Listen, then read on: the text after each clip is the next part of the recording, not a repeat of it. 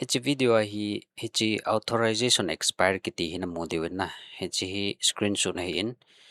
d news delta d news ana lurwa authorization expire kiti na muting wala ipiti na bol de hamna iti na login ki de ham ti chu kan sai pi din hichi ahung umti ngai le comment email ki bol thai ji lo hin d news a ho ki lut thai ji lo tin hi chana ai le chi hi ama sign a bol de dan chu isei ma sangon chi ipi bola ji ham ti le hichalai hi d news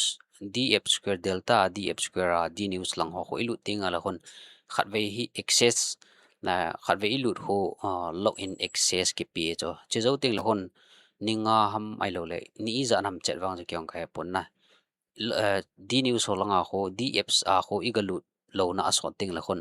hichi authorization expire ki ti an ji cha hi ja chu ni changai log ina le wang cho ima lo de na hi jong le na log in ni changa d news langa khona lut lo wa hapta khat hapta ni lang pe pe ho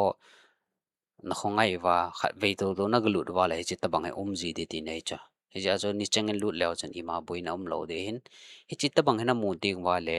na bol diu chi piam te le i ti na bol do ham te le delta apps ko delta apps ko ti on click den on lang hello chan chalai app info ki ti umin tin na app info na lu diu chi phala hon chalai clear data ki ti na chona click diu clear all data na bol diu chi zo ting la hun delta chu open nun lang na log in diu ti nei cha log in bol dan chu na het su ke diu hin adang a bol dan chi ki bang su ke na log in dan te ke bang tu hin country ko na hin na country ko select in lang india chala he phone number na phone number hin na ji ting leo chon ki sei jing hin cha vela ki sei jing hin abul langa 91 ko sai tan plus 91 ko na hon na phone number a 91 na hab be ta lo re ti nei cho to kaji ta bangai kya ko 7085 cha khona pat diu ti nei cho na ho azong chi zo ting le next step click on lang chila hi security check nga hi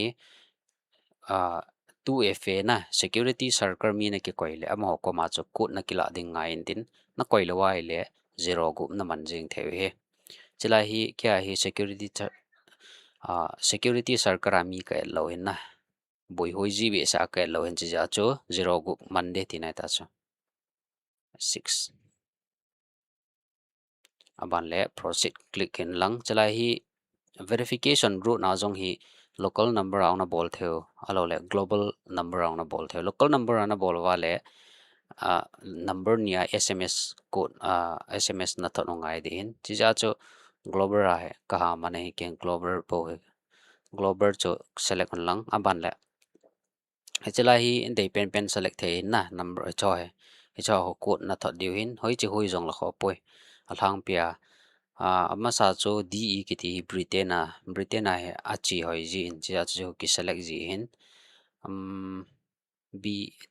d ma ma ga bolte ban la continue click on lang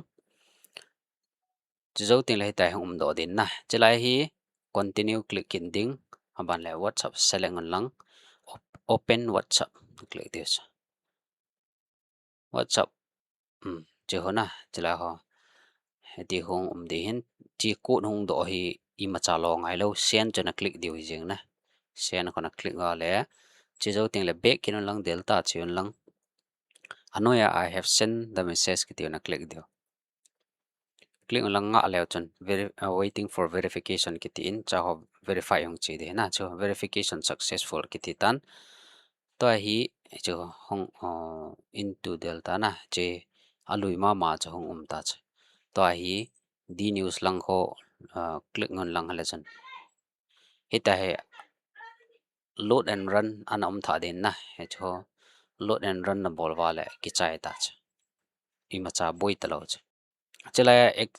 authorization expire ang tinga le hiti ta banga cha to kan vet sa ta bang ma cha na bol diu ti ne na